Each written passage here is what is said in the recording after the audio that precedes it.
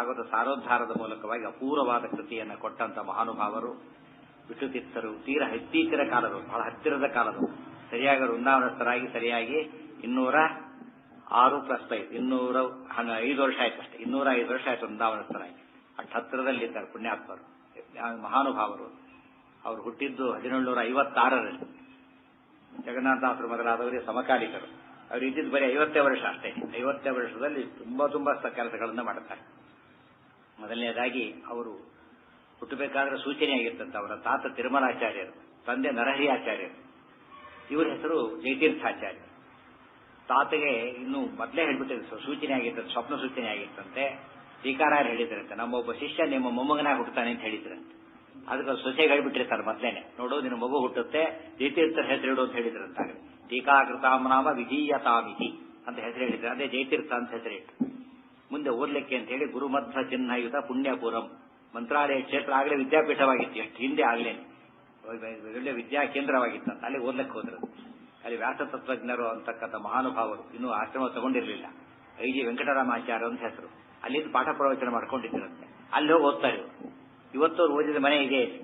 ಇವತ್ತು ಕೂಡ ಅವ್ರು ಓದಿದ ಮನೆ ಐ ಜಿ ವೆಂಕಟರಾಮಾಚಾರ್ಯ ಇತ್ತು ಮನೆ. ಪಾಠ ಹೇಳಿದ್ದು ಇವ್ರು ಓದಿದ್ದು ಆ ಜಾಗ ಇವತ್ತು ಉಳ್ಕೊಂಡಿದೆ ಅಂತ ಅರ್ಥ ಮಾಡ್ಕೊಂಡ್ರೆ ಅದೆಲ್ಲ ಜನ ನೋಡೋದಿಲ್ಲ ಅಷ್ಟೇ, ಹೋಗ್ತಾರೆ ಬಂದ್ಬಿಡ್ತಾರೆ ಅಷ್ಟೇ ಹೊರತು ಅದೆಲ್ಲ ನೋಡ್ಬೇಕು. ಅಲ್ಲಿದ್ದ ಮಂಚಾಲಿ ಒಳಗೆ ಮಂತ್ರಾಲಯದಲ್ಲಿ ಇವತ್ತಿಗೂ ಕೂಡ ಜಾಗ ಇದೆ. ಅಲ್ಲಿ ಓದಿ ಬರ್ತಾರೆ. ಅಲ್ಲಿ ಗುರುಕುಲ ವಾಸ ಮಾಡ್ಕೊಂಡು ಹೋಗ್ತಾರೆ. ಶ್ರದ್ಧೆಯಿಂದ ಗುರುಗಳ ಸೇವೆ ಮಾಡ್ತಾರೆ. ಆಗಲೇ ಅವ್ರ ಯೋಗ್ಯತೆ ಗೊತ್ತಾಗುತ್ತೆ ಅಂತ ಗುರುಗಳಿಗೆ. ಒಂದ್ಸತಿ ಎಲ್ಲೋ ಹೋಗ್ತಿರ್ಬೇಕಾದ್ರೆ ಆ ಕಡೆ ಗೊತ್ತಲ್ಲ, ಉಚ್ಚಾಬಟ್ಟೆ ಬಿಸಿಲು, ಅಲ್ಲಿ ಶುರುವಾಗ್ಬಿಟ್ಟಿದೆ ಬಿಸಿಲು. ಅಲ್ಲೆಲ್ಲ ಆ ಬಿಸಿಲಲ್ಲಿ ಹೋಗ್ತಿದ್ದಾರೆ. ಇವರು ಮೇಲಿನ ಕೂತಿದ್ದಾರೆ ಗುರುಗಳು. ಅವ್ರು ಭಾರಿ ರಾಜ ವೈಭವ, ಅವರಿಗೆ ದೊಡ್ಡ ವಿದ್ವಾಂಸರಾಗಿಬಿಟ್ಟಿರ್ತಾರೆ. ಓದ್ತಾ ಇದ್ದಾರೆ ಸ್ಟೂಡೆಂಟ್ ಇವರು. ಅವು ನೋಡ್ತಾರೆ, ನಡ್ಕೊಂಡು ಹೋಗ್ತಿದ್ದಾರೆ. ಹಾಗೆಲ್ಲ ಬ್ರಹ್ಮಚಾರಿಗಳ ನಿಯಮ ಉಂಟು. ಪಾದರಕ್ಷೆ ಹಾಕೋಬಾರದು ಅಂತಿದ್ದಾರೆ. ಜೊತೆಗೆ ಪಾದರಕ್ಷೆ ಹಾಕೋಬಾರದು, ಕೆಲ ನಿಯಮಗಳೇ. ಇವ್ರು ಹಾಕೊಳ್ಳದೆ ಹೋಗ್ತಾ ಇದ್ರು. ನೋಡಿದ್ರು ಪಾಪ, ಕಾಲು ಸುಡ್ತಾ ಇತ್ತು ಇವರಿಗೆ. ಭಾರಿ ಅನುಕಂಪ ಬಂತು. ತಮ್ಮ ಪಾದಕ್ಕೆ ತೆಗೆದುಕೊಟ್ಟು ತಮ್ಮ ಪಾದರಕ್ಷೆ ಕೊಟ್ಟರು, ಹಾಕೊಂಬನ್ನಿ ಅಷ್ಟೇ. ಬಂದು ಬಿಟ್ರು, ಮುಂದೆ ಹೊರಟ್ಬಿಟ್ರು. ಹಾಗೆ ಬಂದು ನೋಡ್ತಾರೆ, ಅವ್ರ ಪಾದ ತಲೆ ಇಟ್ಕೊಂಡು ಬಿಡ್ತಿದ್ದಾರೆ. ಕಾಲಲ್ಲ, ತಲೆ ಇಟ್ಕೊಂಡು ಬರ್ತಾ ಇದ್ದಾರೆ. ಅವ್ರು ಹೇಳ್ತಾರೆ, ಏನ್ ಕಾಲು ಹಾಕೊಂಡು ತಲೆ ಇಟ್ಕೊಂಡು ಬರ್ತಿದ್ದೀರಾ ಅಂತ ಕೇಳ್ತಾರೆ. ಇಲ್ಲ, ನಾನು ಈಗಲೇ ಹೆಚ್ಚು ಆರಾಮಾಗಿದೆ ಅಂತ ಹೇಳಿ, ತಲೆ ಇಟ್ಕೊಂಡು ಆರಾಮಾಗಿದೆ, ಕಾಲು ಸುಡ್ತಾ ಇಲ್ಲ ಅಂತ ಹೇಳಿದ್ರು. ಅವ್ರು ಗುರುಭಕ್ತಿ ಆಗಿ ತೋರಿಸಿದ್ರು ಅಂತ ಹೇಳ್ತಾರೆ. ಆ ರೀತಿ ಗುರುಭಕ್ತಿ ಮಾಡಿ ಓದಿದ್ದಕ್ಕೆ ದೊಡ್ಡ ಸಿದ್ಧಿ ಬಂತವ್ರಿಗೆ. ಇದು ಅರ್ಥ ಮಾಡ್ಕೊಂಡ್ರೆ ಗುರುಪ್ರಸಾದೋ ಬಲವಾನ್ ನ ತಸ್ಮಾತ್ ಬಲವತ್ತರಹ, ಬ್ರಹ್ಮಸೂತ್ರ ಭಾಷ್ಯದಲ್ಲಿ ಆಚಾರ್ಯರ ಮಾತದು. ಅಂತ ಗುರುಭಕ್ತಿಯಿಂದಲೇ ಸಿದ್ಧಿ ಬಂದಿದ್ದೆ ಅವರಿಗೆ. ವಿಶೇಷ ಅವರ ಅನುಗ್ರಹ ಪಾತ್ರರಾಗ್ತಾರೆ. ಅವರು 98 ವರ್ಷ ಇದ್ದವರು ಗುರುಗಳು. 98 ವರ್ಷ ದೀರ್ಘಕಾಲದ ಆಯುಷ್ಯ. ಇವರು ಅವರ ಹತ್ರ ಓದಿ ಕಿನ್ನರಪುರ ಅಂತ ಕರೀತಾರೆ, ಕಿನ್ನಾಳು ಅಂತ ಹೆಸರು ಅದಕ್ಕೆ. ಅಲ್ಲಿಗೆ ಬರ್ತಾರೆ. ಅಲ್ಲಿ ಪಾಠ ಪ್ರವಚನ ಮಾಡ್ಕೊಂಡಿರ್ತಾರೆ. ಇತ್ತೀಚೆಗೆ ಕಿನ್ನಾಳು ವಿದ್ವಾಂಸರ ಊರಾಗಿತ್ತು. ಈಗ ಇಲ್ಲ ಅಷ್ಟೇ. ಈಗ ಯಾವ ಊರಲ್ಲೂ ಇಲ್ಲ, ಆದ್ರಿಂದ ಯೋಚನೆ ಇಲ್ಲ. ಅದೊಂದೇ ಸ್ಪೆಷಲ್ ಏನಲ್ಲ, ಎಲ್ಲಾ ಊರುಗಳಲ್ಲೂ ಹಿಂದಿನ ವಾತಾವರಣ ಉಳ್ಕೊಂಡಿಲ್ಲ. ಅಲ್ಲಿ ಬಂದು ಪಾಠ ಪ್ರವಚನ ಮಾಡ್ಕೊಂಡಿರ್ತಾರೆ. ಹಾಗೆ ಒಂದು 2 ಪ್ರಸಂಗ ನಡೀತು. ಅಲ್ಲಿ ಒಬ್ಬ ದೇಸಾಯಿ ಇದ್ದ. ಇವರಲ್ಲಿ ಹಿಂದಿನ ಕಾಲಕ್ಕೆಲ್ಲ ಗೃಹಸ್ಥರು ಅಂದ್ರೆ ವೈದಿಕರನ್ನು ಪ್ರೊಟೆಕ್ಟ್ ಮಾಡ್ತಿತ್ತು. ಶ್ರೀಮಂತರು ಅಂತ ಹೇಳಿದ್ರೆ ಪಾಠ ಪ್ರವಚನ ಮಾಡ್ಕೊಂಡಿರೋರಿಗೆ ಜಮೀನು ರಾಶಿ ಕೊಡ್ತಾ ಇದ್ರು ಅಂತ ಕಾಲ. ಇವರಿಗೂ ಕೊಟ್ಟರು. ಭಾರಿ ಖುಷಿಯಾಯ್ತು. ವಾಸ ಮಾಡ್ಕೊಂಡಿದ್ದಾರೆ. ಶಿಷ್ಯರಿದ್ದಾರೆ. ಚಿಕ್ಕ ವಯಸ್ಸಿಗೆ ಒಳ್ಳೆ ಪಾಂಡಿತ್ಯ, ಮನೆ ತುಂಬಾ ಶಿಷ್ಯರು, ಒಳ್ಳೆ ಭೋಗ. ಒಂದ್ ದಿವಸ ಊಟ ಮಾಡಿಬಿಟ್ಟು ಪೂರ್ತಿಯಾಗಿ ಮಂಚದ ಮೇಲೆ ಮಲ್ಕೊಂಡು ಬಿಟ್ಟು ಅವ್ರು ತಾಂಬೂಲ ಹಾಕೊಂಡು ಕಳ್ಳಿ ನೋಡ್ಕೋತ ಮಲಗಿದ್ರು. ಆ ಹೊತ್ತಿಗೆ ದಾಸಯ್ಯ ಬರ್ತಾನೆ. ಕಥೆ ಕೇಳಿರ್ತೇವೆ ನಾವು. ಮಂಚ ಬಾರದು, ಮಡದಿ ಬಾರಡು, ಕಂಚು ಕನ್ನಡಿ ಬಾರವು, ಸಂಚಿತಾರ್ಥವು ಕಿಂಚಬಾರದು, ಮುಂಚೆ ಮಾಡಿರೋ ಧರ್ಮವ, ಗೋವಿಂದ ನಮೋ ಗೋವಿಂದ ನಮೋ ಗೋವಿಂದ ನಾರಾಯಣ, ಗೋವರ್ಧನ ಗಿರಿಯ ನೆತ್ತಿದ ಗೋವಿಂದ ನಮ್ಮ ರಕ್ಷಿಸೋ. ಪುರಂದರದಾಸರ ಹಾಡು ಹೇಳ್ತಾ ನಿಂತಿದ್ದಾನೆ. ಆ ಹಾಡು ಅರ್ಥ ಮಾಡ್ಕೊಂಡು ಎಷ್ಟೋ ಜನ ಕೇಳ್ತಾರೆ, ಮಾಡ್ತಾರೆ, ಅರ್ಥ ಮಾಡ್ಕೊಳ್ಳೋದು ಕಡಿಮೆ. ಮಂಚ ಬಾರದು, ಮಡದಿ ಬಾರಡು, ಕಂಚು ಕನ್ನಡಿ ಬಾರವು, ಸಂಚಿತಾರ್ಥವು ಕಿಂಚಬಾರದು, ಎಲ್ಲರ ಅನುಭವಕ್ಕೆ ಬರ್ಲಿಕ್ಕೆ ಶುರುವಾಯಿತು. ಸತ್ಯವಾದ ಮಾತು ಅಂತ ಗೊತ್ತಾಯ್ತು. ಆ ಹಾಡು ನುಡಿ ಮುಗಿಯೋತ್ತಿಗೆ ಮನೆ ಬಿಟ್ಟು ಎದ್ದು ಮನೆ ಬಾಗಿಲು ಹೊರಗೆ ನಿಂತ್ಕೊಂಡ್ಬಿಟ್ಟಿರೋದು ಬಂದು. ಅಷ್ಟು ಎಫೆಕ್ಟ್ ಬಂತವ್ರೆ. ಯಾತಕ್ಕೆ ಬರೆದವ್ರು ಅಂಥವ್ರೆ, ಆದ್ರಿಂದ ಎಫೆಕ್ಟ್ ಬಂತವ್ರೆ. ತಕ್ಷಣ ನಿಂತ್ಕೊಂಡಿದ್ದು, ಮನೆ ಬಿಟ್ಟಿದ್ದು, ಹಟ್ಟಿದ್ದೆ ಕೆಲಸ. ಕೃಷ್ಣಾರ್ಪಣ ಅಂತ ಹೇಳಿ ಮನೆ ಎಲ್ಲ ಸರ್ವಸ್ವ ಧ್ಯಾನ ಮಾಡಿಬಿಟ್ಟಿದ್ರು. ಮನೆಯಿಂದ ಏನೂ ಮುಟ್ಲಿಲ್ಲ. ಹೆಂಡತಿ ಕರು ಮನೆಯಿಂದ ಹೊರಟಿದ್ದಾರೆ. ಬಟ್ ಅರಣ್ಯದಲ್ಲಿ ವಾಸ ಮಾಡ್ತಾರೆ. 12 ದಿವಸಗಳ ಕಾಲ, 12 ವರ್ಷಗಳ ಕಾಲ ಒಂದು ಮುನಿವಳ್ಳಿ ಅಂತ ಊರಿದೆ. ಗೌತಮಾಶ್ರಮ ಅಂತ ಅದಕ್ಕೆ ಇವತ್ತು ಇದೆ. ಮಲಪ್ರಭಾ ನದಿಯ ತೀರ. ಆ ನದಿಯ ತೀರದಲ್ಲಿ ವಾಸ ಮಾಡ್ಕೊಂಡಿರ್ತಾರೆ. 12 ವರ್ಷಗಳ ದೊಡ್ಡ ತಪಸ್ಸು. ಅದರ ಫಲವಾಗಿ ಅಡವಿ ಅಂತ ಹೆಸರಾಯ್ತು ಅವರಿಗೆ. ಅಡವಿ ಆಚಾರ್ಯರು ಅಂತ, ಅರಣ್ಯಕಾಚಾರ್ಯರು, ಅಡವಿ ಆಚಾರ್ಯ ಹೆಸರು ಬರ್ಲಕ್ಕೆ ಅದೇ ಕಾರಣ. ಇಷ್ಟೊತ್ತಿ ಒಂದು ಮಗು ಇರುತ್ತಾರೆ. ಕೃಷ್ಣಾಚಾರ್ಯ ತಮ್ಮ ಗೃಹಸ್ಥಾಶ್ರಮದಲ್ಲಿದ್ದಾರೆ. ಇದು ವಾನಪ್ರಸ್ಥಾಶ್ರಮ ಆಯಿತು. ಅಲ್ಲಿ ಸುಮಧ್ವ ವಿದ್ಯಾದಿಗಳ ನಿತ್ಯ ಪಾರಾಯಣ ಮತ್ತು ಶಿಷ್ಯರಿಗೆ ಪಾಠ ಮಾಡ್ಕೊಂಡು 12 ವರ್ಷ ಅಲ್ಲಿರ್ತಾರೆ. ಆಮೇಲೆ ಅವಧೂತ ಚರ್ಯೆಯನ್ನು ಶುರು ಮಾಡ್ತಾರೆ. ಬ್ರಹ್ಮಚರ್ಯಾಶ್ರಮ ಆಗಿತ್ತು, ಗೃಹಸ್ಥಾಶ್ರಮ ಆಯಿತು, ವಾನಪ್ರಸ್ಥಾಶ್ರಮ ಆಯಿತು. ಅವಧೂತಚರ್ಯನ್ನು ಮಾಡ್ತಾರೆ ದೊಡ್ಡ ದಿವಸ ಕಾಲ. ಅವಧೂತಚರ್ಯ ಅಂದ್ರೆ ಭರತರಾಜ ಇದನ್ನೆಲ್ಲ ಇದರೊಳಗೆ ಪಂಚಮಸ್ಕಂದ ಆ ರೀತಿ ಇರ್ತಾರೆ. ಅದು ಆ ಸಿದ್ಧಿ ಪಡ್ಕೋತಾರೆ. ಅದಕ್ಕೆ ಅವಧೂತ ಶಿರೋಮಣಿ ಅಂತ ಹೆಸರು ಬಂತವ್ರಿಗೆ. ಅವಧೂತ ಶಿರೋಮಣಿ ವಿಷ್ಣುತೀರ್ಥ ಜಯತೀರ್ಥಾರ್ಯ ನಿರ್ಮಿತ ಅಂತ ಅವರ ಗ್ರಂಥಗಳಲ್ಲಿ ಕಾಣುತ್ತೆ. ಬರೀ ಅವಧೂತ ಶಿರೋಮಣಿಗಳು ಅಂತ ಆಗ್ಬೇಕು. ಕೊನೆಗೆ ಸನ್ಯಾಸವನ್ನು ಸ್ವೀಕಾರ ಮಾಡ್ತಾರೆ. ಉತ್ತರಾಯಣ ಮಠದ ಸ್ವಾಮಿಗಳು ಸತ್ಯವರ ತೀರ್ಥರು ಅಂತ, ಸತ್ಯಧರ್ಮ ತೀರ್ಥರ ಗುರುಗಳು, ಸತ್ಯಸಂಧ ತೀರ್ಥರ ಶಿಷ್ಯರು. ಅವರ ಹತ್ರ ಸನ್ಯಾಸವನ್ನು ತಗೊಂಡು ವಿಷ್ಣು ತೀರ್ಥರು ಅಂತ ಹೆಸರು ಬಂತಂತೆ. ಒಟ್ಟು 4 ಆಶ್ರಮ, ಒಂದು 5 ಇದ್ದಿದ್ದು 50 ವರ್ಷ, ಅಷ್ಟರಲ್ಲಿ 4 ಆಶ್ರಮ ಉಳಿಸಿಬಿಡ್ತಾರೆ. ಬ್ರಹ್ಮಚರ್ಯಾಶ್ರಮ, ಗೃಹಸ್ಥಾಶ್ರಮ, ವಾನಪ್ರಸ್ಥ, ಸನ್ಯಾಸ ಪ್ಲಸ್ ಅವಧೂತಚರ್ಯ. ಇದು ದೊಡ್ಡ ರೆಕಾರ್ಡ್. ಇದು ತಕ್ಕಂತೆ ಗುರುಗಳು ಹಾಗೆ ಇದ್ದವರು, ವ್ಯಾಸತಂತ್ರರು ಹಾಗೆ ಇದ್ರು. ಅವರು ಬ್ರಹ್ಮಚರ್ಯಾಶ್ರಮ, ವಾನಪ್ರಸ್ಥಾಶ್ರಮ, ಮತ್ತೆ ಗೃಹಸ್ಥಾಶ್ರಮ, ಕೊನೆಗೆ ಸನ್ಯಾಸಾಶ್ರಮ, ಅವಧೂತಚರ್ಯ 5 ಮಾಡಿದವರು. ಅವರು ಶಿಷ್ಯರು 5 ಮಾಡಿದವರೇ. ಅವರು ಭಾಗವತಕ್ಕೆ ವ್ಯಾಖ್ಯಾನ ಬರೆದಿದ್ದಾರೆ. ಮಂದನಂದಿನಿ ಅಂತ ವ್ಯಾಖ್ಯಾನ ಸಪ್ತಮ ಸ್ಕಂದಕ್ಕೆ. ಇವರು ಭಾಗವತಕ್ಕೆ ಬರೀತಾರೆ. ಈಗ ಇಬ್ಬರಿಗೂ ಭಾರಿ ಅನೇಕ ರೀತಿಯಲ್ಲಿ ಗುರು ಶಿಷ್ಯರಲ್ಲಿ ಒಳ್ಳೆಯ ಒಂದು ಹೊಂದಾಣಿಕೆ ಅಷ್ಟು ಮಾಡಿಕೊಂಡು ಆಗ ಭಾಗವತ ಸಾರೋದ್ಧಾರ ಬರೆದಿತ್ತು ಕೂಡ ಆ ಒಂದು ಹಂತದಲ್ಲಿ ನ್ಯಾಯಸುವ ಟಿಪ್ಪಣಿಯನ್ನು ಬರೀತಾರೆ. ಆ ಕಾಲದಲ್ಲಿ ಅವರು ಸಂಚಾರ ಮಾಡ್ತಾ ಮಾಡ್ತಾ ಬದರಿ ಹೋಲಿಕೆ ಅಂತ ಹೊರಟರು. ಕೃಷ್ಣಾ ನದಿಯನ್ನು ದಾಟಿದ್ರು. ಆಗ ಅವರಿಗೆ ಒಂದು ದೊಡ್ಡ ಹಾವು ಬಂದು ಎದುರು ನಿಂತ್ಕೊಂಡ್ಬಿಡುತ್ತೆ. ಆ ಕ್ಷಣಕ್ಕೆ ಅವ್ರು ಯೋಚನೆ ಮಾಡ್ತಾ ನಿಂತ್ಕೊಂಡ್ರು. ರಾತ್ರಿ ಸ್ವಪ್ನ ಆಯ್ತು. ನೀವು ಅವತಾರ ಮಾಡಿರೋ ಜಾತಕ್ಕೆ, ಮಾಡೋ ಕೆಲಸ ಯಾತಕ್ಕೆ, ನಿಮಗೆ ಬದರಿ ಯಾತ್ರೆ ಹೋಗ್ರಿ ಪಾಠ ಪ್ರವಚನ ಮಾಡಿರಿ ಅಂತ ಹೇಳ್ಬಿಟ್ರಿ. ಈಗ ನಮಗೆ ಜ್ಞಾನ ಕಾರ್ಯದ ಮಹತ್ವ ಗೊತ್ತಾಗ್ತದೆ. ಯಾವುದೇ ತೀರ್ಥಯಾತ್ರೆಗಿಂತ ಯಾವ್ದು ದೊಡ್ಡದು ಅಂದ್ರೆ ಪಾಠ ಪ್ರವಚನ ದೊಡ್ಡದು. ಪಾಠ ಪ್ರವಚನ ಬಿಡೋದಾದ್ರೆ ತೀರ್ಥಯಾತ್ರೆ ವೇಸ್ಟ್. ಕ್ಲಾಸ್ ತಪ್ಪಿಸಿ ಸಿನಿಮಾಗೆ ಹೋದಾಗತ್ತೆ ಅಷ್ಟೇ, ಇನ್ನೇನಿದೆ. ಪರೀಕ್ಷೆ ದಿವಸ ನಾವು ಮಂತ್ರಾಲಯಕ್ಕೆ ಸೇವೆ ಮಾಡ್ತಾ ಕೂತ್ರೆ ಏನ್ ಮಾಡ್ಬೇಕು ಹೇಳಿದ್ರೆ ಏನ್ ಮಾಡ್ಬೇಕಾಗಿ ಪರೀಕ್ಷೆ ಹಾಲ್ನಲ್ಲಿ ಕೊಡೋದು ಬಿಟ್ಟು ಮಂತ್ರಾಲಯಕ್ಕೆ ಹೋಗ್ಬಿಟ್ಟಿದ್ರೆ ಪಾಸ್ ಮಾಡಿದ ಚಾನ್ಸೇ ಇಲ್ಲ ಅಂತ ಹೇಳ್ಬಿಡ್ತಾರೆ. ಅಲ್ಲಿ ಕೊಡ್ಬೇಕಾಗಿತ್ತೆ. ಆಗ ಮೊದಲು ಮಾಡಿ ಆಮೇಲೆ ಮಾಡಿ ಹಾಕಿ ಕೊಡ್ಬೇಕು. ಹೋಗ್ಬಿಟ್ಟು ಪರೀಕ್ಷಾ ಹಾಲಿನಿಂದ ಹೊರಗೆ ಹೋಗೋದು ಎಷ್ಟು ತಪ್ಪೋ, ಪಾಠ ಪ್ರವಚನ ಬಿಟ್ಟು ಹೋಗೋದು ಭಾರಿ ತಪ್ಪಾದ್ರಿಂದ ಅದಕ್ಕೆ ಬೇಡ ಅಂತ ಹೇಳ್ಬಿಟ್ಟು ವಾಪಸ್ ಬಂದ್ಬಿಡ್ತಾರೆ. ಇದೆಲ್ಲ ಯಾತ್ರೆ ಮಾಡಿರೋ ಅರ್ಥ ಮಾಡ್ಕೋಬೇಕಾದ್ರೆ ಎಷ್ಟೋ ಜನಗಳು ಮೆಕ್ಯಾನಿಕಲ್ ಮಾಡಿದಾಗ ತಪ್ಪು ಹೋಗ್ಬಿಡುತ್ತೆ ಅಷ್ಟೇ. ವಾಪಸ್ ಬರ್ತಾರೆ. ಚಿನ್ನಾಳು ಅಂತ ಹೊರಟು ಮುಂದೆ ಅನೇಕ ಕಡೆ ಸಂಚಾರ ಮಾಡ್ತಾ ಶೂರ್ಪ ಅಂತ ಇನ್ನೊಂದು ಅಲ್ಲಿ ಸ್ವಾದ ಮಾಡ್ತಾರೆ. ಅನೇಕ ಕಡೆ ಶಿಷ್ಯರು ಅವ್ರ ಪಾಠ ಹೇಳಿದ್ರೆ ಎಫೆಕ್ಟ್ ಏನು ಅಂತ ಕೇಳಿದ್ರೆ ಇವತ್ತಿಗೂ ಶಿಷ್ಯ ಬರ್ತಾರೆ. ಇವತ್ತಿಗೂ ಉಳ್ಕೊಂಬಂದಿದೆ, ನೆನಪಿರ್ಬೇಕು. ಆ ಶಿಷ್ಯರ ಮನೆತನಗಳೇ ಹಾಗೆ ಉಳ್ಕೊಂಬಂದಿರೋದ್ರಿಂದ ಎಷ್ಟು ಸಾರ್ಥಕವಾದ ಪಾಠ ಪ್ರವಚನ ಮಾಡಿದ್ರು ಅಂತ ಗೊತ್ತಾಗುತ್ತೆ. ಕೊನೆ ಒಂದ್ ಕಡೆ ಚಿನ್ನಾಳಿನಲ್ಲಿ ಇದ್ದಾಗಲೇ ಅವರು ದೇಸಾಯಿಗೆ ಅನ್ನ ಊಟ ಕೂತ್ರೆ ಹುಳ ಕಂಡ ಕಾಣಿಸ್ತಿತ್ತು. ಎಷ್ಟೋ ಜನಕ್ಕೆ ಹಾಗಾಗಿ ಇವತ್ತು ಹಾಗೆ ಹೇಳ್ತಿರ್ತಾರೆ. ಯಾರಿಗೆ ಅನ್ನ ನೋಡಿದ್ರೆ ವಾಕರಿಕೆ ಬರುತ್ತೆ, ಕೆಲವು ಹುಳ ಕಂಡಕ್ಕೆ ಕಾಣಿಸ್ತು. ಬೆಳಗಿರುತ್ತೆ ಬಿಳಿ ಹುಳ ಕಂಡ, ಊಟ ಮಾಡೋ ಸಾಧ್ಯತೆನೇ ಇಲ್ಲ ಅವನಿಗೆ. ತಕ್ಷಣ ಹೋಗ್ತಾರೆ. ತುಂಬಾ ದುಃಖಪಟ್ಟು ಕೇಳ್ತಾನೆ, ಸ್ವಾಮಿ ಹೀಗಾಗಿದೆ ಅಂತ ಹೇಳಿದ ತಕ್ಷಣ ಆಯ್ತು ಅಂತ ಹೇಳಿ ಮನೆಗೆ ಹೋಗಿ ದೇವರ ನೈವೇದ್ಯಾದಿಗಳನ್ನ ಮಾಡಿ ಪ್ರಸಾದ ಕೊಟ್ಟರು. ಆ ಸ್ವೀಕಾರ ಮಾಡಿದ ಅವತ್ತಿನಿಂದ ಮತ್ತೆ ಅವನಿಗೆ ಹುಣ ಕಾಣಲಿ ತೋರಿಸ್ತಾರೆ. ಅದಕ್ಕೆ ದೇವರಿಗೆ ನೈವೇದ್ಯ ಮಾಡಿ ಊಟ ಮಾಡಿದ್ರೆ ಹುಳ ಕಾಣೋದಿಲ್ಲ, ಅದು ಕಾಣುತ್ತೆ ಅಂತ ಅರ್ಥ. ಇವತ್ತು ನಮಗೆ ಟಮಾಟೆ ನಮಗೆ ಕಂಡಿಲ್ಲ ಅಂದ್ರೆ ಹುಳ ಕಾಣಷ್ಟು ಕೂಡ ಬುದ್ಧಿ ಇಲ್ಲದ ಆಗಿದೆ ಅಷ್ಟೇ. ಹೋಟ್ಲ ಎಂಜು ತಿಂದು ಬರ್ತಾರಲ್ಲ, ಎಂಜು ಗೊತ್ತಾಗೋದಿಲ್ಲ ಆ ಟೈಪ್ ಅಷ್ಟೇ. ಆದ್ದರಿಂದ ಯಾರು ನೈವೇದ್ಯವಾದಿಗಳನ್ನ ಮಾಡದೆ ತಿಂತಾರೋ ಭಾಗವತ ಕೃಮಿ ಭೋಜನ ಅಂತ ಹೆಸರು ಅದಕ್ಕೆ. ಹುಳ ಕಂಡಾಗಾಯ್ತು, ಇನ್ನೇ ಅದಕ್ಕೆ ಕೃಮಿ ಭೋಜನ ನರಕ ಆಗುತ್ತೆ ಅಂದ್ರೂ ಒಂದೇ, ಅನ್ನ ತಿನ್ನೋದಿಲ್ಲ ಹುಳ ತಿಂತಾನೆ ಅಂದ್ರೂ ಒಂದೇ. ಸೊ ನೈವೇದ್ಯ ಪಂಚಮಹಾಯಜ್ಞ ಮಾಡಿದ ಮೇಲೆ ಅನ್ನ ತಿಂದ್ರೆ ಅನ್ನ ಅದು ಅಮೃತ, ಇಲ್ಲ ಹೋದ್ರೆ ಹುಳ ಅಂತ ತಿಳ್ಕೊಳ್ಳಿ ಅಂತ ಹೇಳಿ ಅವತ್ತಿನಿಂದ ಅದು ಕನ್ವರ್ಟ್ ಆಗಿಬಿಡುತ್ತೆ. ಅದೇ ಕಾಲಕ್ಕೆ ಒಂದ್ ಕಡೆ ಒಂದು ವಿಚಿತ್ರ ಬರಗಾಲ ಬಂತು. ತುಂಬಾ ಕಷ್ಟ ಆಯ್ತು. ಏನಾದ್ರು ಬೇರೆ ಕಡೆ ಇದೆ, ಇಲ್ಲಿ ತಗೊಳಕ್ಕೆ ಹಣಕಾಸು ಏನೂ ಬರುತ್ತಿರಲಿಲ್ಲ, ಎಲ್ಲ ಪಾಪರ್ ಆಯ್ತು. ಆಗಿನ ದುಡ್ಡಿಂದ ಬಹಳ ಕಷ್ಟ ಇತ್ತು. ತುಂಬಾ ಜನ ಇವತ್ತಿನ ಗೊತ್ತಾಗಲ್ಲ. ದುಡ್ಡಿನ ಸಮಸ್ಯೆ ಇಲ್ಲ ಇವತ್ತು, ಹಣದ ಸಮಸ್ಯೆ ಅಲ್ಲ, ಗುಣದ ಸಮಸ್ಯೆ ಇವತ್ತು. ಹಿಂದೆ ಗುಣ ಇತ್ತು, ಹಣ ಇರಲಿಲ್ಲ, ಉಲ್ಟಾಪಟ್ಟಾಗಿದೆ ಅಷ್ಟೇ. ಆ ಒಂದು ಕಾಸಿಗೆ ಅಷ್ಟು ಬೆಲೆ ಇದ್ದ ಕಾಲ. ಆಗ ಅವರು ಪ್ರತಿನಿತ್ಯದಲ್ಲೂ ಕೂಡ ದೇವ್ರ ಪೂಜೆ ಮಾಡಬೇಕಾದ್ರೆ ದೇವರ ಕೆಳಗೆ ಒಂದು ಹಿಂದೆ 3 ಕಾಸು ಅಂತ ಬರ್ತಿತ್ತು. ಅದಕ್ಕೊಂದು ಬೆರಳು ಬೆಟ್ಟು ಅಂತ ಕರೀತಿತ್ತು. ಅದು 3 ಕಾಸು ಅಂತ ಹೆಸರು ಅದಕ್ಕೆ. 3 ಕಾಸಿನ ಭವಿಷ್ಯ ಅಂತ ಹೆಸರು ಒಂದು ಇಡಿಎಂ ಆಯ್ತು ಕೊನೆಗೆ. ಅದನ್ನ ಕೆಳಗೆ ಇಷ್ಟು ದೊಡ್ಡದಿರೋದು, ರೂಪಾಯಿಗೆ ದೊಡ್ಡದಿರೋದು ಅದು ಪ್ಯೂರ್ ತಾಮ್ರದ್ದು. ಆಕ್ಚುಲಿ ರೂಪಾಯಿಗೆ ಬೆಲೆ ಜಾಸ್ತಿ ಇವತ್ತಿದ್ರೆ ಅದನ್ನ ದೇವರ ಕೆಳಗೆ ಇಟ್ಟು ದೇವ್ರ ಪೂಜೆ ಮುಗಿಸ್ಬಿಡ್ತಿದ್ರು. ತೆಗೆದು ನೋಡಿದ್ರೆ ಬಂಗಾರದಾಗಿರ್ತಿತ್ತಂತು. ಅಂಥ ತಪಶಕ್ತಿ ಅವರಿಗೆ. ಅದನ್ನ ಕೊಡೋದು ಮಾಡಿ ಜನ ಕೊಂಡ್ಕೊಂಡು ಬದುಕಕ್ಕೆ ಅನುಕೂಲ ಮಾಡಿಕೊಟ್ರಂತೆ. ಈ ರೀತಿ ಬರಗಾಲದ ಕಾಲದಲ್ಲಿ ಆ ಲಕ್ಷ್ಮೀ ಸ್ತೋತ್ರವನ್ನು ಹೇಳ್ತಾರೆ. ಪರಬ್ರಹ್ಮಾಣಿ ನನುಸಾ ವಿಜಯತೆ ಮಧೃತಿ ಸದಾ ಅಂತ ಲಕ್ಷ್ಮೀ ಸ್ತೋತ್ರ, ರಮಾ ಸ್ತೋತ್ರ ಅಂತ ಹೇಳ್ತಾರೆ. ಆ ಸ್ತೋತ್ರ ಹೇಳಿ ಮಂಗಳಾರತಿ ಮಾಡಿ ತೆಗೆದ ತಕ್ಷಣ ಹಾಗಾಗಿರ್ತಿತ್ತು. ಅದು ಲಕ್ಷ್ಮೀ ಸ್ತೋತ್ರದ ಸಿದ್ಧಿ ಅವರಿಗಿತ್ತು. ಈ ರೀತಿ ಅನೇಕ ದಿವಸಗಳ ಮಾಡಿ ಬರಗಾಲವನ್ನು ಪರಿಹಾರ ಮಾಡಿದರು. ಇನ್ನು ಸಂಚಾರ ಮಾಡ್ತಾ ಒಂದ್ ಕಡೆ ಕೂತಿದ್ದ ಕಾಲಕ್ಕೆ ಅವರು ಯಾರೋ ಒಬ್ರು ಬಂದ್ರು. ಮದುವೆಗೆ 12 ವರ್ಷ ಆಗಿತ್ತಂತೆ, ಮಕ್ಕಳಾಗಿದ್ದಿಲ್ವಂತೆ. ಕೇಳಿಕೊಂಡು ತಕ್ಷಣ ಹೇಳ್ತಾರೆ, ಯೋಚನೆ ಮಾಡಬೇಡ, ಸುಲಭವಾದ ಉಪಾಯ ಹೇಳ್ತೇನೆ ಕೇಳು. ಊರ ಹೊರಗೆ ಇದಿದೆ, ಒಂದು ತುಳಸಿ ವನ ಇದೆ, ಬೇಸಿಗೆ ಕಾಲ ತುಂಬಾ ನೀರಿಲ್ಲದೆ ಒಣಗೋಗ್ಬಿಡುತ್ತೆ, ನೀರು ಹಾಕು ಅಂತ ಹೇಳಿದ್ರು.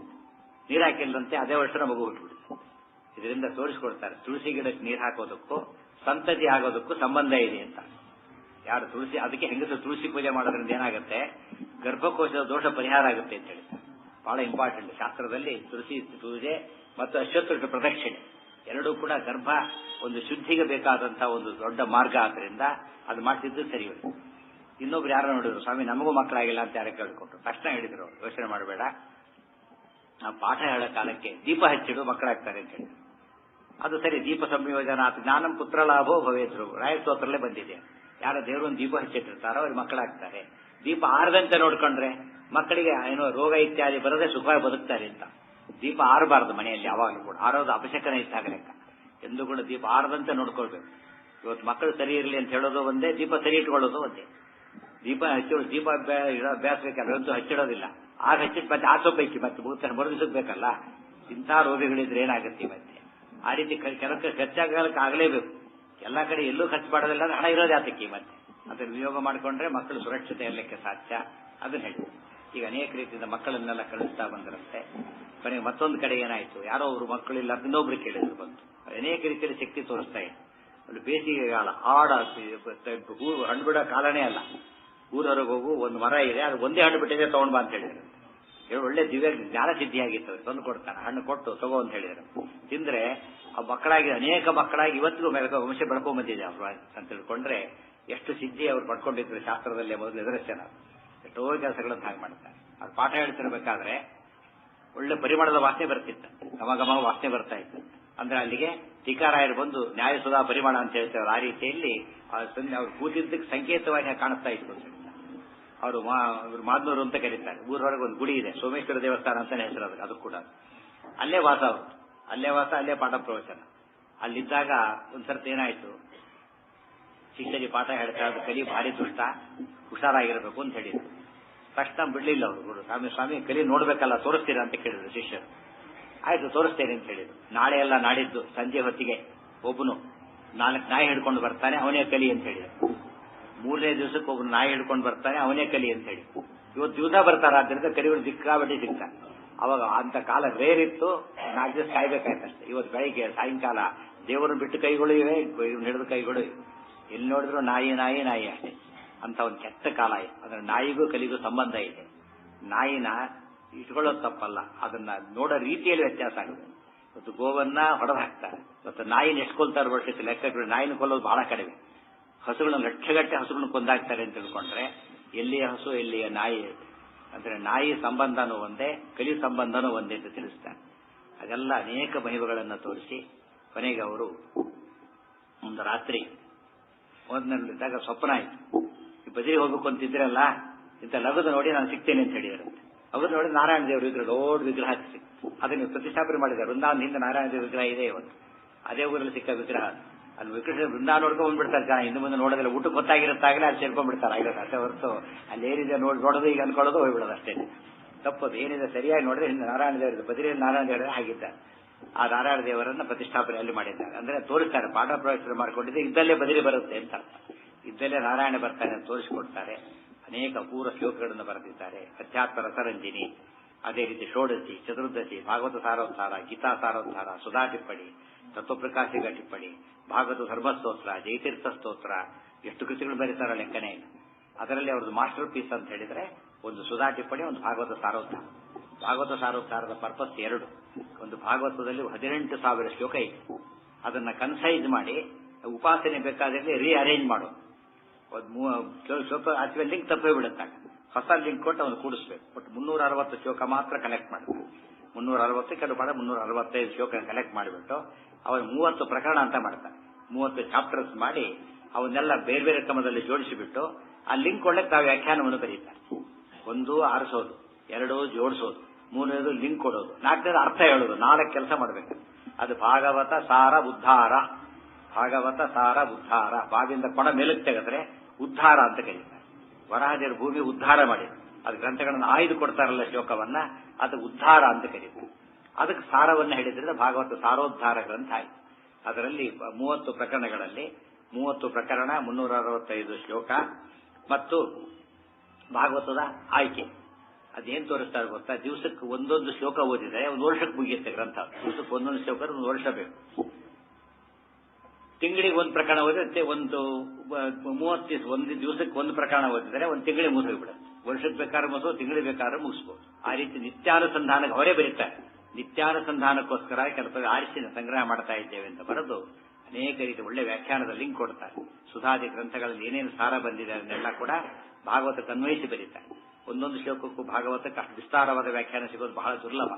ಬಹಳ ಸರಳವಾದ ಶೈಲಿ, ಸ್ಪಷ್ಟವಾದ ವಿಚಾರಗಳು ಮತ್ತು ನೇರ ನಿರೂಪಣೆ, ಎಲ್ಲೂ ಕನ್ಫ್ಯೂಷನ್ ಅವಕಾಶನೇ ಇಲ್ಲ. ಆ ರೀತಿ ಭಾಗವತದ ಮುಖ್ಯ ಶ್ಲೋಕಗಳು ವ್ಯಾಖ್ಯಾನ ಬರೀಬೇಕಾದ್ರೆ ಬೇರೆ ಶ್ಲೋಕಗಳ ಕೋಟೇಶನ್ ಕೊಟ್ಟುಬಿಟ್ಟು ನಮಗೆ ಎಲ್ಲಾ ಶಾಸ್ತ್ರವನ್ನು ಗಟ್ಟಿ ಮಾಡಿಕೊಡ್ತಾರೆ. ಅವರಿಂದ ಅದು ದೊಡ್ಡ ಉಪಕಾರ ಅಂತ ಕೇಳಿದರೆ ಬಿಂಬೋಪಾಸನೆ ಬಹಳ ಒತ್ತು ಕೊಟ್ಟು. ಆಚಾರ್ಯ ಬಿಂಬೋಪಾಸನೆ ನಿಜವಾದ ಉಪಾಸನೆ, ಬಿಂಬದರ್ಶನವೇ ಅಪರೋಕ್ಷ ಜ್ಞಾನ ಅಂತ ಸಾಕಷ್ಟು ಹೇಳಿದ್ದಾರೆ. ಅದನ್ನ ಬಹಳ ಒತ್ತು ಕೊಟ್ಟು ಪ್ರಮೇಯಗಳನ್ನು ಹೇಳಬೇಕಾದ್ರೆ ಬಹಳ ಅಗ್ರಸ್ಥಾನ ಅಂತ ಹೇಳಿದರೆ ಅನಂತರದ ಪರಂಪರೆ ಟಿಪ್ಪಣಿಕಾರರ ಒಂದು ಗುಂಪಿನಲ್ಲಿ ವಿಷ್ಣು ತೀರ್ಥರಿಗೆ ಒಳ್ಳೆ ಸ್ಥಾನ. ಆದರೆ ಮಾತಿಗೆ ಉಪಾಸನೆಗೆ ಒತ್ತು ಕೊಡೋದು, ಬಿಂಬೋಪಾಸನೆ ಮಾಡಲೇಬೇಕು ಅಂತ ಹೇಳೋದು, ಆ ಮೂಲಕ ಭಾಗವತ ಸಾರೋದ್ಧಾರ ಭಾರಿ ಮಹತ್ವ ಬಂತು. ಇವತ್ತಿಗೂ ಸಹ ಭಾಗವತ ಸಾರೋದ್ಧಾರವನ್ನ ಸರಿಯಾಗಿ ಓದಿದರೆ ಭಾಗವತದ ಆಧ್ಯಾತ್ಮಿಕ ಮಹತ್ವ ಏನೋಬೋದನ್ನ ಸರಿಯಾಗಿ ತಿಳಿಯಲಿಕ್ಕೆ ಸಾಧ್ಯ. ಅಂತ ಗ್ರಂಥವನ್ನು ಕೊಟ್ಟು ಮುಂದೆ ತಾವು ವೃಂದಾವನಸ್ಥರಾಗ್ತಾರೆ. ಆದ ದಿವಸನೇ ಇವತ್ತು ಮಾಘ ಮಾಸದ ಕೃಷ್ಣ ಪಕ್ಷದ ಚತುರ್ದಶಿ ಎಂದು ವೃಂದಾವನಸ್ಥರಾಗ್ತಾರೆ. ಆ ಮೂಲಕವಾಗಿ ತಾವು ಶಿವನ ವಿಶೇಷ ಅನುಗ್ರಹಕ್ಕೆ ಪಾತ್ರರು ಎಂಬುದನ್ನು ಕೂಡ ತೋರಿಸಿಕೊಡುತ್ತಾರೆ. ಅಲ್ಲಿ ಒಂದು ವಿಶೇಷಾಂಶ ಉಂಟು. ವೃಂದಾವನಸ್ಥರಾಗುವ ಮೂಲಕ ಒಂದು ವಿಷಯ, ಹೊಸ ವಿಷಯ ಏನು ತೋರಿಸಿದ್ರು ಅಂದ್ರೆ 6 ಜನ ಹೋಗ್ತಾರೆ, ಪಟ್ಲಾಸ ಊಟ ಹಾಕ್ತಾರೆ, ಉಪವಾಸ ಮಾಡಬಾರದು ಅಂತ ಪ್ರೂವ್ ಮಾಡಿ ತೋರಿಸ್ತಾರೆ. ಅದರಿಂದ ಇವತ್ತು ಉಪವಾಸ, ಇವತ್ತು ವಿಷ್ಣು ಪಂಚ ಶಿವರಾತ್ರಿ ಎಷ್ಟು ಉಪವಾಸ ನಿಷಿದ್ಧ ಅಂತ ಕೇಳಿದ್ರೆ ವಿಷ್ಣು ಪಂಚಕ ಮಾಡತಕ್ಕಂಥವ್ರು ಶ್ರವಣೋಪವಾಸವನ್ನು ಮಾಡಬೇಕು. ಒಂದು ನಿಯಮ, ಕೆಲವು ಎಕ್ಸೆಂಪ್ಷನ್ಸ್ ಇದೆ, ಕೆಲವು ದಿವಸ ಮಾಡಬಾರದು ಅಂತಿದೆ. ಶ್ರವಣ ಬಂದಿದ್ರು ಮಾಡಬಾರದು. ಎಂದೆಂದು ಮಾಡಬಾರದು? ಜಗನ್ನಾಥದಾಸರು ಹೇಳ್ತಾರೆ, ನಂದಿವಾಹನ ರಾತ್ರಿ ಶಿವರಾತ್ರಿ ಅಂತ ಅರ್ಥ. ನಂದಿವಾಹನ ಶಿವ, ನಂದಿವಾಹನ ರಾತ್ರಿ, ಸಾಧನಿ ಬಂದ ದ್ವಾದಶಿ, ದಶಮಿ, ಪೈತೃಕ ಸಂಧಿಸಿಗ ಸಮಯದಲ್ಲಿ ಶ್ರವಣವ ತರೆಯುವಂತೆ ಸದಾ. 4 ಕೇಸರಿ ಶ್ರವಣೋಪವಾಸ ಮಾಡಬಾರದು. ಶ್ರವಣ ಇದೆ ಇವತ್ತು, ಉಪವಾಸ ಮಾಡಬಾರದು. ಶಿವರಾತ್ರಿ ಆದ್ದರಿಂದ ಶ್ರವಣ ಬಂದರೆ ಅಷ್ಟರ ಮಟ್ಟಿಗೆ ನಿಷಿದ್ಧ ಅಂತ ಅರ್ಥ. ಉಪವಾಸ ಮಾಡೋರು ಮಾಡಬಾರದು ಅಂದ್ರೆ ಉಳಿದವರು ಮಾಡಲೇಬಾರದು ಅಂಬುದು ಕೈ ಮುಚ್ಚೆಷ್ಟ. ಅದೇ ದಶಮಿ ದಿವಸ ಶ್ರವಣ ಬಂದ್ರೆ ಉಪವಾಸ ಮಾಡಬಾರದು. ದಶಮಿ ದಿವಸ ಯಾವ ಕಾಲಕ್ಕೂ ಕೂಡ ಉಪವಾಸ ಇರಬಾರದು. ಎಂದು ಕೂಡ ಉಪವಾಸ ಏಕಾಸಿ ಬಿಡಲೇಬಾರದು ಅಂತ ಹೇಳ್ತಾ ಅದು ಪ್ರಿಪರೇಷನ್. ಪಿತೃಕಾರ್ಯ ಬಂದ ದಿವಸ ವಿಷ್ಣು ಪಂಚ ಶ್ರವಣ ನಕ್ಷತ್ರ ಬಂದರೂ ಅವತ್ತು ಕೂಡ ಪೂರ್ತ ಉಪವಾಸ ಮಾಡಾಗಿಲ್ಲ. ಇದೆಲ್ಲ ನಿಯಮಗಳು. ಆ ನಿಯಮಕ್ಕೆ ತಕ್ಕಂತೆ ನಂದಿವಾಹನ ರಾತ್ರಿ ಆದ ಇವತ್ತು ಉಪವಾಸ ಮಾಡಬಾರದು ಅಂತ ತೋರಿಸಲಿಕ್ಕೆ ಇವತ್ತು ಭಾಷಾ ಒಬ್ಬ ಬಿಡಿ ಸನ್ಯಾಸಿಗಳ ಆರಾಧನೆಗೆ ಅವರು ಪೀಠಾಧೀಶರಾಗಲಿಲ್ಲ. ಕೊನೆಗೆ ಪೀಠಾಧೀಶರಾಗಲಿಲ್ಲ. ನಮ್ಮಲ್ಲಿ 2 ರೀತಿಯಾದ ಯತಿಗಳಿದ್ದಾರೆ. ಪೀಠಾಧೀಶರಾದ ಯತಿಗಳು ಬೇರೆ, ಪೀಠ ಒಪ್ಪದೆ ಹಾಗೆ ಇದ್ದ ಯತಿಗಳು ಬೇರೆ. ಅದರಲ್ಲಿ ಆಚಾರ್ಯರು ತಮ್ಮಂದಿ ವಿಷ್ಣು ತೀರ್ಥರು ಮೊದಲಾದವರೆಲ್ಲ ಕೂಡ ಪೀಠಾರೋಹಣ ಮಾಡಿದ್ದವರು. ಸತ್ಯತೀರ್ಥರು ಮೊದಲಾದರೂ ಮಹಾಪೀಠ ಬಿಟ್ಟು ಬೇರೆ ಪೀಠಕ್ಕೆ ಅಧಿಪತಿಗಳಾದರು. ಇನ್ನೂ ಕೆಲವು ಎಷ್ಟೋ ಜನ ಶಿಷ್ಯರಿದ್ದರು. ಆಚಾರ್ಯರ ಜ್ಯೇಷ್ಠ ಯತಿಗಳು ಪೀಠಕ್ಕೆ ಬರಲಿಲ್ಲ. ಜ್ಯೇಷ್ಠ ಯತಿಗಳಿದ್ದಾರಲ್ಲ ಯಾವ ಪೀಠಕ್ಕೂ ಬರಲೇ ಇಲ್ಲ, ಬಿಡಿ ಸನ್ಯಾಸಿಗಳಿಗೆ ಇದ್ರು. ಟೀಕಾರಾಯರು ಶಿಷ್ಯರು ವ್ಯಾಸತೀರ್ಥರು ಅಂತ ಹೆಸರು. ವ್ಯಾಸರಾಜರು ಬೇರೆ, ವ್ಯಾಸತೀರ್ಥರು ಬೇರೆ. ಅವರು ಉಪನಿಷತ್ ವ್ಯಾಖ್ಯಾನ ಬರೆದವರು, ಅವರು ಕೂಡ ಪೀಠಕ್ಕೆ ಬರಲಿಲ್ಲ. ವೇದೇಶ್ ತೀರ್ಥ ಅಂತ ರಘುತ್ತಮ ಸ್ವಾಮಿಗಳ ಶಿಷ್ಯರು, ಅವರು ಪೀಠಕ್ಕೆ ಬರಲಿಲ್ಲ. ಪೀಠ ಕೊಡ್ತೇವೆ ಅಂದ್ರೂ ಕೂಡ ಅವ್ರು ಪೀಠ ಬೇಡ ಅಂತ ಹೇಳ್ಬಿಡ್ತಾರೆ. ನಾನು ಪಾಠ ಸಾಕು, ಪೀಠ ಬೇಡ ಅಂತ ಹೇಳ್ತಾರೆ. ಇವತ್ತು ಪೀಠ ಬೇಕು, ಪಾಠ ಬೇಡ ಅಂತ ಹೇಳೋದೇ ಜಾಸ್ತಿ. ಪಾಠದ ಹೆಸರು ಕೂಡ ಇರಬಾರದು ಅಂತ ಒಂದು ವಾತಾವರಣ ಬಂದಿದೆ.